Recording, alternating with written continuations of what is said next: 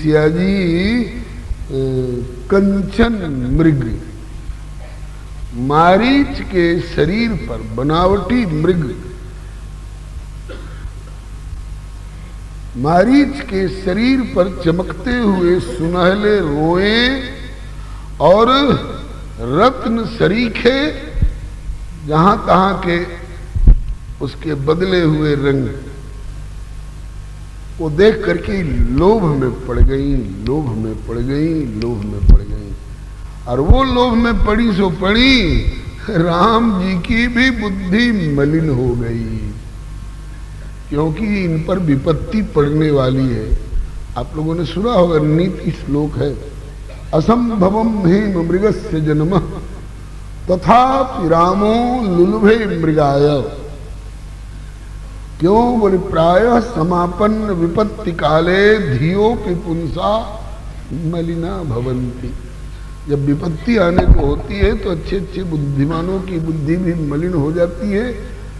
सोने के हिरण का जन्म असंभव है, फिर भी राम जी ने उसको सत्य मान करके और उसके प्रति लोभ में पड़ गए। जानकी लोभ में पड़ी सो पड़ी, राम भी लोभ में पड़ गए।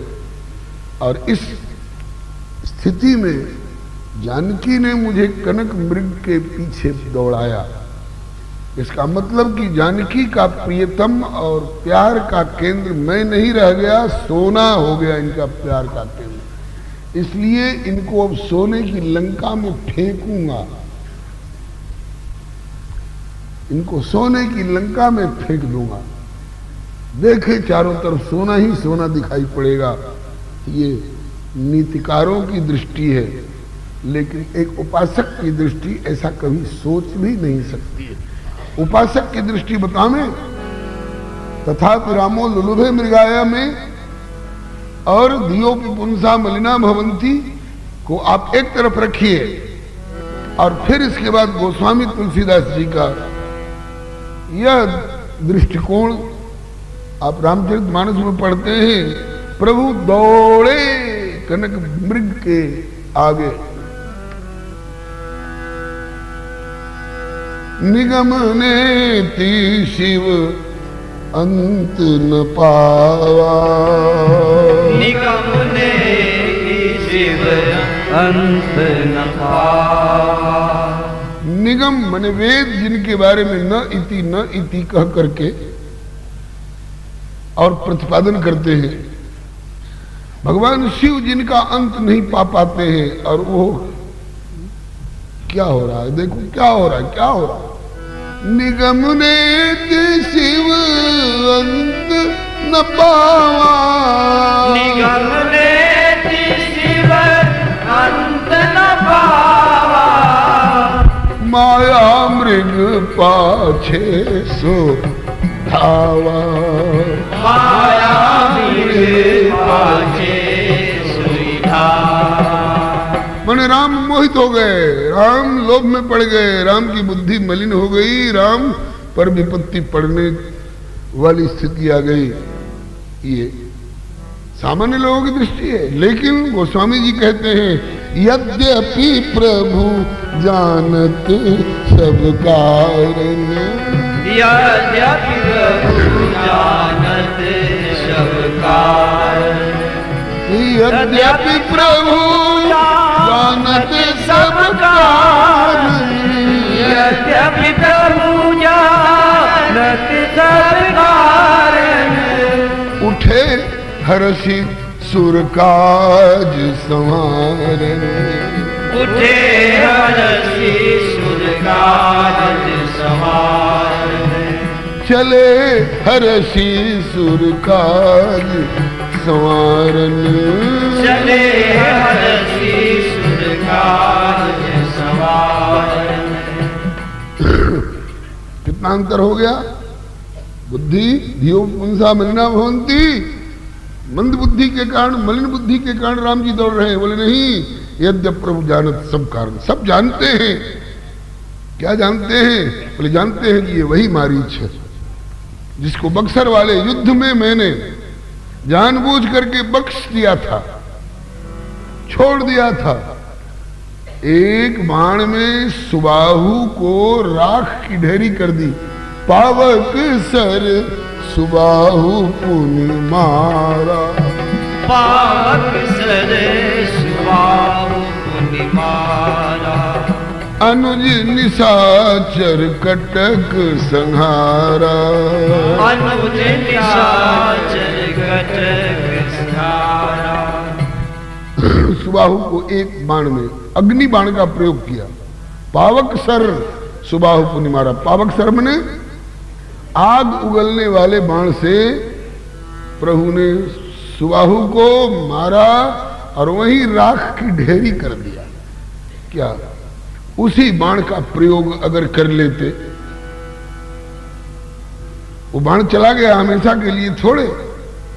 अस कौतुक करी राम सर प्रविशे आय निसंग। राम जी के बाण जाते हैं काम करके और फिर प्रविशे आय निसंग, आकर के अपने उस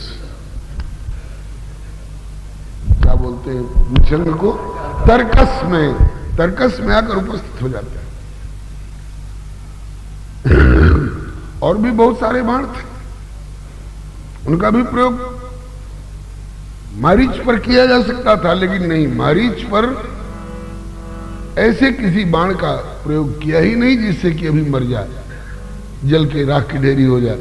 उसको जानबूझ करके बिनु फर बाण, बिनु फर किसको बोलते हैं?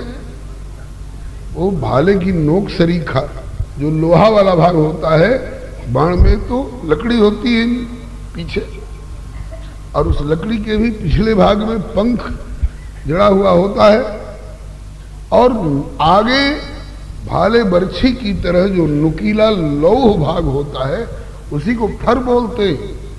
राम जी ने मारीच को फर वाले बाण से नहीं मारा, फर वाले बाण से मारा होता वही उसकी धज्जी उड़ गई होती। लेकिन बिनु फर बाण राम ते मारा, बिनु फर बाण राम ते मारा। शत योजन गा सागर पारा, शत योजन गा सागर पारा। कहीं कहीं आर्ष ग्रंथों में वर्णन आया है, उस बाण का नाम है मानवास्त्र। मानवास्त्र में मानवता का भी भाव और पुट होता है। अभी इसको एक बार जीवित रह करके अपना जीवन सुधारने का अवसर दिया जा सकता है, और सचमुच में उस पर मानवास्त्र का प्रयोग किया और मानवास्त्र को समझा दिया था संकल्प द्वारा कि इसको मारना नहीं है,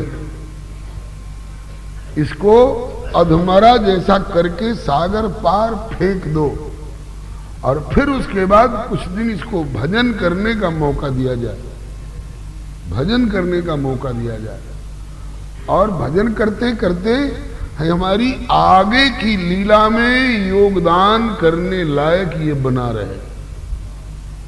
इसलिए प्री प्लान्ड प्रोग्राम है प्रभु का, पूर्व नियोजित योजना है।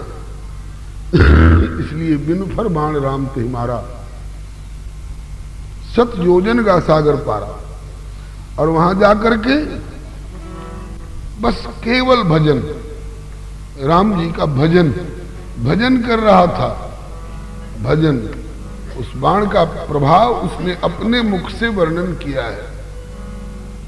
अब जब रावण पहुंचा है, मारीच चल, मैं राम की घरवाली का अपहरण करना चाहता हूं, तू इसमें मेरा योगदान कर, मुझे सहारा लगा। क्या चाहते हो मुझसे? कहा कि तू कनक मृग बन करके जा, और सीता तुमको देख करके आकृष्ट होंगी, और सीता अपने प्रभु राम को भेजेंगी कि जाइए इसको मार करके लाइए। और मार करके लाने के लिए जब राम जाएंगे तो तू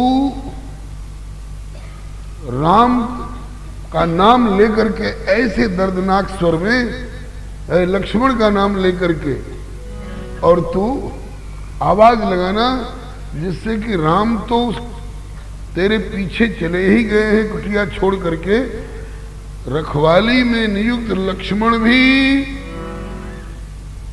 राम की मदद के लिए, कि लगता है भैया संकट में पड़ गए, बड़ी दर्दनाक आवाज में पुकार रहे हैं, इसलिए भैया की मदद करने के लिए या तो वो स्वयं सुनकर जाएंगे या सीता उनको भेजेगी, फिर कुटिया पर सीता अकेली रह जाएगी, उसके बाद मैं अपहरण करके ले आऊंगा। ये योजना उसकी है। तो उसको रावण को उस समय मारीच ने बहुत समझाया है, बहुत समझाया है, नहीं नहीं नहीं नहीं, नहीं उनसे बैर मत करो। क्यों? उनसे पार पाना संभव नहीं है। मैंने अनुभव किया है। कब अनुभव किया है? बोले मुनि मख राखन गयो कुमारा, मुनि मख राखन गयो कुमारा, बिनु फरसर रघुपति मोहि मारा, बिनु फरसर रघुपति मोहि मारा, तो सत योजन आयऊ छन माई, सत योजन आयऊ छन माई, तिन सन बैर किए भल नाही, तिन सन बैर किए भल नाही। ये उनके बाण का प्रभाव मैं देख चुका हूं। बिना फरके बाण ने मुझे सागर पार फेंक दिया। और अब मेरी स्थिति क्या है? भाई मम कीट भृंग की नाई, मम कीट भृंग की नाई, मेरी गति कीट और भृंग की तरह हो गई। कीट और भृंग वाली बात आप लोगों को जानकारी में होगी।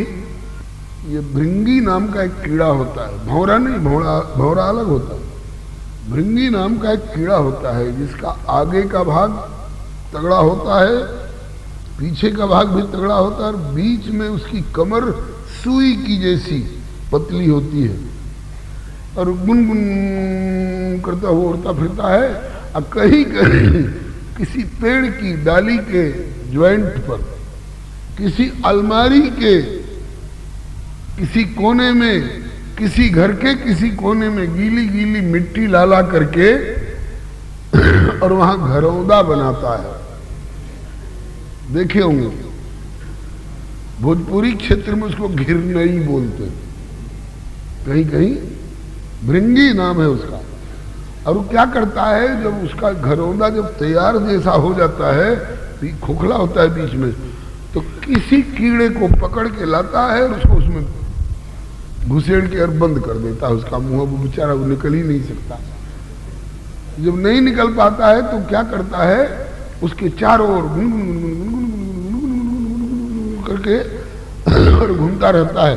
और भीतर वाला कीट जो है इसके भय के मारे भयभीत हो करके और उसमें उसकी याद करता रहता है, और याद करते करते उसकी ऐसी तदाकार दशा होती है कि उसका रूप भी वैसे ही भृंगी जैसा ही हो जाता है। इसको कीट भृंग न्याय कहा गया। तो कह रहा है कि मेरी तो उनके एक बाण के स्पर्श मात्र से भई मम कीट भृंग की नाई। ये कीट भृंग न्याय में जब अशोक वाटिका में श्री किशोरी जी विराज रही हैं, तो उस समय उनके देखते देखते एक भृंगी नाम के जंतु ने घरौंदा बनाया और उसमें एक कीट को लाकर बंद कर दिया। और बंद करने के बाद अब उसमें रह रहा था, तो बंद करते समय भी श्री किशोरी जी ने देखा। और जब वो अवधि पूरी हो गई और उसमें से जब वो निकला उसका मुंह खोल करके फोड़ करके, तो वो भृंगी बन के निकला। और ये बंद किया गया था तो कीट था, और निकला तो भृंगी बन करके निकला। तो श्री त्रिजटा जी से कहती है किशोरी जी, हे माता त्रिजटे, ये क्या मैंने देखा? बोले कि इसको कीट भृंग न्याय कहते हैं। कीट सतत स्मरण करता रहा भृंगी का, इसलिए सतत स्मरण के कारण तदाकार होकर के और उसका वैसा ही स्वरूप हो गया। यम यम वापि स्मरण भावम त्यजत्यन्ते कलेवरम तम तमेवैति कौन्तेय सदा तद्भाव भाविता। जीवन काल में ही ये परिवर्तन होता है। तब तो श्री किशोरी जी कहती है कि तब तो मुझे डर लग रहा है। किस बात का डर लग रहा है? बोले मैं भी प्रभु श्री राम का सतत चिंतन करती रहती हूँ, तो क्या मैं भी श्री राम हो जा सकती हूँ? कहा कि अगर कीट भृंग न्याय लागू हो गया तब तो हो सकता है आप भी श्री राम हो जाए। अरे बोले तब तो बड़ा घाटा होगा। क्या घाटा होगा? बोले कि मेरे और उनके दाम्पत्य जीवन में अंतर हो जाएगा। सीता एक भी नहीं रहेगी और राम दो हो जाएंगे। एक राम वे और उनका स्मरण सतत करते करते एक राम मैं हो जाऊंगी। तो त्रिजटा जी ने भी बहुत बढ़िया उत्तर दिया। श्लोक नोट करना चाहे तो नोट कर लीजिए। कीटो, श्री किशोरी जी कह रही है, कीटो यम भ्रमरी भवेत अविरत ध्यानात् तथा चेदहम रामस्याम त्रिजटे हतास्मि पुरतः दाम्पत्य सौख्यच्युति। जैसे भृंगी का सतत चिंतन करते करते कीट भृंगी बन गया, ऐसे ही मैं अपने प्रभु श्री राम का सतत चिंतन कर रही हूँ। कहीं उनका चिंतन करते करते मैं राम हो गई तो दाम्पत्य सौख्यच्युति, हमारे दाम्पत्य सौख्य में अंतर पड़ जाएगा। तो श्री त्रिजटा जी ने समझाया, शोकम मावह मैथिलेंद्र तनये। मैथिलेंद्र जैसे ज्ञानी की बेटी होकर के, मैथिलेंद्र श्री जनक जी जैसे ज्ञानी श्रोमणी है, उनकी बेटी होकर के आप इस रहस्य को जानती होंगी, जरूर सुना होगा और उसमें डर की कोई बात नहीं। क्यों? बोले कि शोकम मावह मैथिलेंद्र तनये तेना भी योगो कृता। आप ही अपने प्रभु का सतत चिंतन नहीं कर रही हैं, आपके प्रभु भी आपका सतत चिंतन कर रहे हैं। तो इसमें दोनों तरफ परिवर्तन होगा। आप श्री राम का सतत चिंतन करती करती राम हो जाइएगा, तो श्री राम आपका सतत चिंतन करते करते वो सीता हो जाएंगे। बोलिए श्री जुगल सरकार की जय। श्री सीता अगर श्री राम का सतत चिंतन कर रही हैं, सतत चिंतन के प्रभाव से यदि सीता श्री राम हो जाएंगी, तो श्री राम भी सीता का सतत चिंतन कर रहे हैं, तो वे भी सीता का सतत चिंतन करते करते वे सीता हो जाएंगे। तो एक राम और एक सीता फिर भी रहेंगे। इसलिए दाम्पत्य सौख्यच्युति का भय नहीं होगा। देखिए श्री किशोरी जी जहां तक सोच रही हैं, वो दशा इस मारीच को स्वयं प्राप्त राम जी के एक बाण के स्पर्श मात्र से। भाई मम कीट भृंग की नाई, भाई मम कीट की नाई, जहाँ तहाँ मैं देखूं दो भाई, जहाँ मैं देखूं दो भाई। ऐसी स्थिति आपकी हुई है कभी?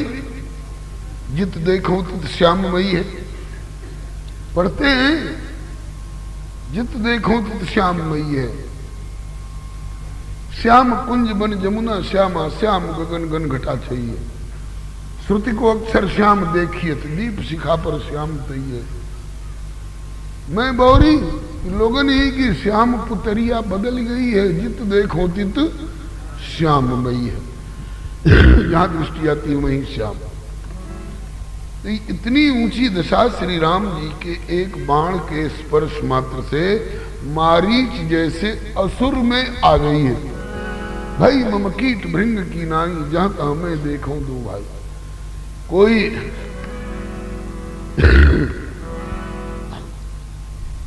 अगर ये कहना चाह रहा है अरे भागो भाई भागो बचो, क्यों? बोले राक्षस आ रहे हैं। वो कहना चाहता है राक्षस, लेकिन छस बाद में कहेगा कि नहीं कहेगा, पहले रा कहा और बारिश कहता कि आ गए आ गए आ गए, क्योंकि रा आ गया ना सामने, रा सामने आ गया मतलब कि राम सामने आ गया। ये स्थिति मारीच की हो गई है। कहता है कि रावण उनसे बैर मत करो, अगर नर हैं तो भी तुम उनसे पार नहीं पा सकोगे, मैं भोग चुका हूं, और नारायण है तो फिर उनसे पार कौन पा सकता है। रावण ने कहा कि तू मेरा गुरु बनने चला है, मैं तुमसे शिक्षा और उपदेश लेने आया हूं, आदेश देने आया हूं, राक्षस राज हूं, तू मेरे राज्य में रहने वाला एक अदना प्रजा राक्षस है, मैं आदेश कर रहा हूं, बोल। जाता है कि खींचूं अपनी तलवार। तब आगे गोस्वामी जी कहते हैं कि उभय भांति देखा निज मरना। मारीच समझ गया कि अब तो मरना तो है ही, उधर जाता हूं तो राम जी मारेंगे, और इधर कहता हूं कि नहीं जाता तो ये मारेगा, तो दोनों में से किसके हाथ से मरना अच्छा रहेगा जी? राम के हाथ से मरना कि रावण के हाथ से मरना? राम जी के हाथ से निर्णय करता है। राम जी के हाथ से मरूंगा तो राम जी के द्वारा मारा जाना भी मेरे हक में कल्याणकारी होगा, क्योंकि निर्वाणदायक क्रोध जाकर क्रोध करेंगे तो मुझे निर्वाण मोक्ष मिलेगा, जन्म मरण के चक्कर से छूट जाऊंगा। और अगर उनसे प्रेम करूंगा, भक्ति करूंगा उनकी, तो भगति अवश्य ही वश करी। वो कभी किसी के वश में नहीं आने वाले, लेकिन वश में आ जाते हैं कब? अगर उनकी कोई भक्ति करता है। ऐसा व्यक्तित्व है श्री राम का। निर्वाणदायक क्रोध जाकर भगति अवश्य ही वश करी, निज पान सरसंधान सो मोहि बधि सुख सागर हरि। ये श्री प्रभु कृपा से ये मारीच का निर्णय। तो जब देखा कि दोनों तरफ से मौत, नहीं जाता हूं तो रावण मार डालता, और जाता हूं तो राम के हाथ से मरूंगा, तब उभय भांति देखा निज मरना। उभय भांति देखा निज मरना, तब ताके से रघुनायक सरना। ताके से रघुनायक सरना। उभय भांति दोनों प्रकार से मृत्यु दिखाई पड़ रही है, तो राक्षस के हाथ से मरना ठीक नहीं समझ करके श्री राम के हाथ से मरूं, ऐसा निर्णय लेकर के मारीच चल पड़ा, कनक मृग बन करके चल पड़ा। श्री हरे नमः। अब प्रभु ने मृग को नहीं देखा, प्रभु ने मृग को नहीं देखा, किसने देखा? सीता परम रुचिर मृग देखा। सीता परम रुचिर मृग देखा। अंग अंग सुमनोहर रेखा। अंग अंग सुमनोहर रेखा। श्री राम जी ने नहीं देखा। क्यों नहीं देखा? कहते हैं कि मेरा तो सिद्धांत है, मोहि कपट छल छिद्र न भावा, निर्मल मन जन सो मोहि पावा। कपटी छली की ओर देखना मुझे पसंद नहीं है, इसलिए राम जी ने उसको नहीं देखा। लेकिन श्री किशोरी जी ने कहा कि आप मत देखिए, क्योंकि आप लायक सुपूतों की ओर देखने की इच्छा रखने वाले हैं, और मैं तो उधर देखूंगी और मैं देखूंगी सो देखूंगी, आपको भी उधर देखने को सलाह दूंगी, क्योंकि पिता को सुयोग्य लायक सुपूतों की ओर देखने की इच्छा होती है, और माँ उन कुपूतों को भी जिनको पिताजी मार के पीट के गरिया के और लतिया जितिया करके घर से निकाल चुके हैं, निकल जा, मैं तेरी सूरत नहीं देखना चाहता, और माँ उसको भी बिना 2-4 कौर खिलाए खिड़की के रास्ते जा करके माँ के मुंह में नहीं पड़ेगा। नालायक बेटों की भी चिंता माँ को रहती है, तो कहा कि इसकी ओर आपको देखना चाहिए। इसलिए प्रभु से कहा, क्या कहा, इसको मार डालो, मार डालो। नहीं नहीं नहीं, गीतावली का पद है, गोस्वामी जी ने वर्णन किया है, कहती हैं कि पाए पालिवे योग्य, अगर इसको जीवित पकड़ के ला सकिए तो मैं इसे पालूंगी, मैं इसे पोसूंगी, अपने कुटिया का पोसुआ पालतू मृग बनाऊंगी। प्रभु यद्यपि प्रभु जानत सब कारण, ये सब जानते हैं, कहा कि ना, ये पालने योग्य नहीं है, ये पोसने योग्य नहीं है, ये अपने साथ रखने योग्य नहीं है। और श्री किशोरी जी की मन में इच्छा हो गई कि पाए पालिवे योग्य, तो प्रभु ने ये भी संकल्प किया कि सोने का एक मृग आपको दूंगा, लेकिन ये नहीं, एक ऐसा सोने का मृग दूंगा जो पालने योग्य होगा। वो कौन है? कंचन वरण विराज कंचन वरण विराज सुवेशा, कानन कुंडल कुंचित केशा, कानन कुंडल कुंचित केशा,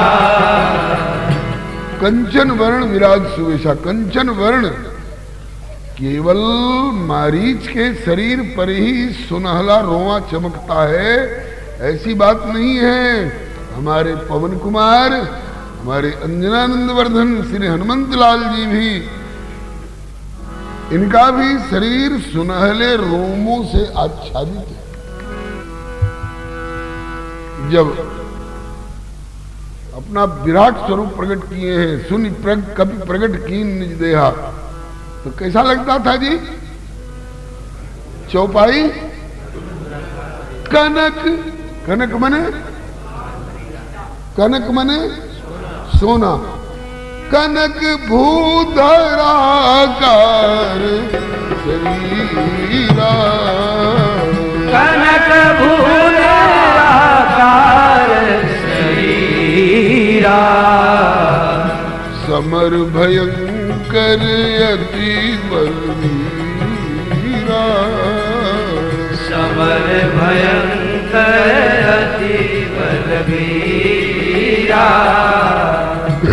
कनक, हनुमान जी भी कनक वर्ण के हैं। कनक वर्ण का केवल मारीच ही नहीं है, कनक वर्ण के श्री हनुमान जी भी हैं।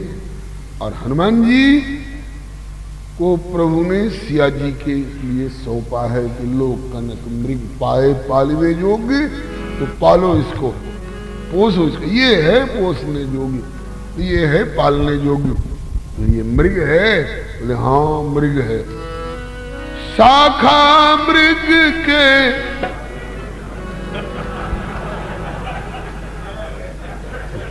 हनुमान जी भी मृग हैं भाई। वानर को भी मृग कहा गया है, लेकिन थल मृग नहीं, शाखा मृग, पेड़ की डाली पर कूदने फांदने वाला मृग। शाखा मृग के बड़ी मनुसाई, शाखा मृग के बड़ी मनुसाई। एक शाखा ते शाखा पर जाई, शाखा ते शाखा पर जाई। शाखा मृग है। मां कनक मृग की इच्छा करी थी तुमने ना, इसलिए एक दूसरे कनक मृग को प्रभु ने तुम्हारे पास भेजा है। ये तुम्हारे लिए पाए पालिवे योग, ये पालिवे योग शाखा मृग। सुनु माता शाखा मृग ही नहीं बल बुद्धि विशाल, प्रभु प्रताप ते गरुड़ ही खाई परम लघु व्याल। तो गीतावली में श्री किशोरी जी ने कहा कि जीवित पकड़ में आ जाए तो जीवित पकड़ के लाइए, मैं पालूंगी। और अगर जीवित पकड़ में न आए, कदाचित मारा जाए, तो पाए पालिवे योग नाथ पुण्य मारे हूं मंजुल छाला, मारे हूं मंजुल छाला। जीवित पकड़ में आ जाए तो मेरे काम में आएगा, मैं पालूंगी पोसूंगी। और अगर मर करके पकड़ा गया तो आपके काम में आएगा इस मृगशाला पर, आपको मैं पढ़ाऊंगी, विश्राम कराऊंगी। ये मनोरथ व्यक्त किया है।